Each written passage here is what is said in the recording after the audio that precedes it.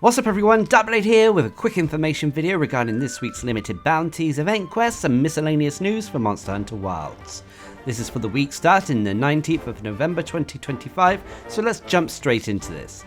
Now first of all, in regards to miscellaneous news, well, to be honest, the biggest news we have is the confirmation of the release date of Title Update 4, which is being released on the 16th of December 2025. So it's only a few weeks away. There will also be a show of some description giving us more information about what is included with Title Update 4, so stay tuned for that. They have also given us a bit of information in regards to Gogmazio and how we have to fight the monster, as in we should really be bringing a dragon and fire weapon. I believe we have to use the fire weapon to ignite the oil on Gogmazio before switching weapons to deal damage to it.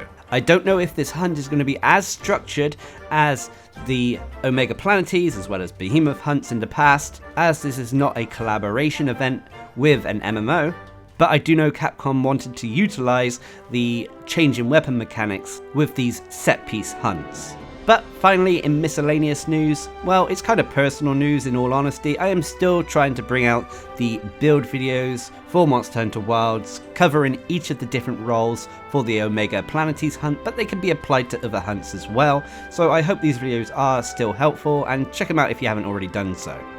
But let's move on to this week's limited bounties. As always, these can be found by talking to the support palico at the support desk or in your menus. And this week we have the following. First of all is to complete 5 quests ranked 1 star or higher. This basically means any quest. And for completing this, we'll get some Armor Sphere Plus. Next up is to complete 3 hunts in the ruins of Wyveria. Again, this can be done at any rank, and for doing so, you'll get Silver Meldon tickets and some advanced Armor Spheres. Next up is to hunt 5 large high rank construct monsters. Construct monsters are basically the guardian monsters, and for doing so you'll get a silver relic ticket and some hard armor spheres.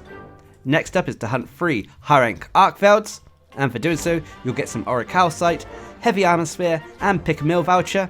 And then finally is to hunt 5 tempered monsters ranked 9 star or higher, and for doing so you'll get some silver talisman tickets that can be used at the Elder Melder to create some random talismans. You also have your Arena Limited bounties, Fishing Limited bounties, and Endemic Life bounties if you want some extra tasks to do this week. Although they reset every 2 weeks, which is one of the reasons I don't cover them in super detail. Anyway, let's move on to the next section to talk about this week's event quests. Now, as always, I will forego talking about the permanent event quests, as we've covered them multiple times. The permanent event quests include all the Arch-Tempered monsters, the Savage Omega Planetes hunt, or the event quests that give armor spheres or special ores. So what is there left? Well, this week we are introduced to a new event quest, the Monkey King, a 9-star high rank quest that requires hunters to be hunter rank 100 or above, and has players taking on a tempered 9-star Ajarakan in the Oil Well Basin. This is a new 9-star monster that has been added to the game, and for completing this quest we're rewarded with glowing stones that again can be turned into random talismans. Ajarakan, Guardian Fogel Anjanath and Blangonga were all given 9-star treatments, but you can only really find them in these event quests. However, they tend to be a little bit easier than some of the other 9-star monsters we have to face, such as Gormagala, Lagaikra, so on and so forth.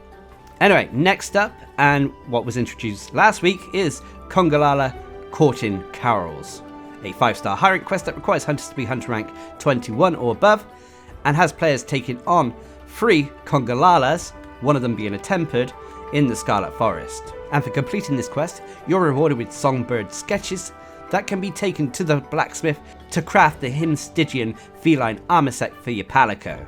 It's a cute armor set and is well worth doing, despite having to take on a pack of stinky monkeys.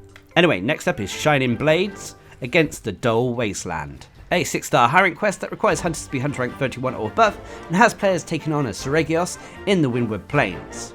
Nothing super special about the monster, but for completing this quest, you're rewarded with quite a few weapon decoration. Next up is No More Mr. Ice Guy, a 6-star high rank quest that requires hunters to be hunter rank 31 or above, and has players taking on a tempered Blangonga in the Ice Shard Cliffs. Again, nothing super special about the monster itself, but for completing this quest, you're rewarded with quite a few armor decoration. Next up is Ballet in the Rain, a 5-star high rank quest that requires hunters to be hunter rank 21 or above, and has players taking on a tempered Lala Barina in the Scarlet Forest. Again, like I said, much like the trend, nothing too special about the monster, but you're rewarded with quite a few weapon decorations again, but they're of the lower quality. They're not as quite high as when compared to Shining Blades against the Dull Wasteland. You'll then have Sand-Scarred Soul, a 5-star high rank quest that requires hunters to be hunter rank 9 or above, and has players taking on a Deshagama in the Windward Plains, and once again you're rewarded with armor decorations as your reward, but again they're the lower tier decoration. Finally, the last event quest is Romping Around, a 4-star high rank quest that requires hunters to be hunter rank 9 or above, and has players taking on a Rompopolo in the Oil Well Basin. The main reason you want to take on this quest is you're rewarded with quite a few cooking ingredients, mainly mud shrimp for your barbecue grills. But that's about it for the event quests we have this week. It is a little bit of a slow week in all honesty, but we are coming off the end of the Dreamspell Halloween Festival, so things are bound to be a little bit quiet, especially in the lead up to the title update 4. There is going to be a string of future event quests coming each week, but these could be considered minor ones in all honesty.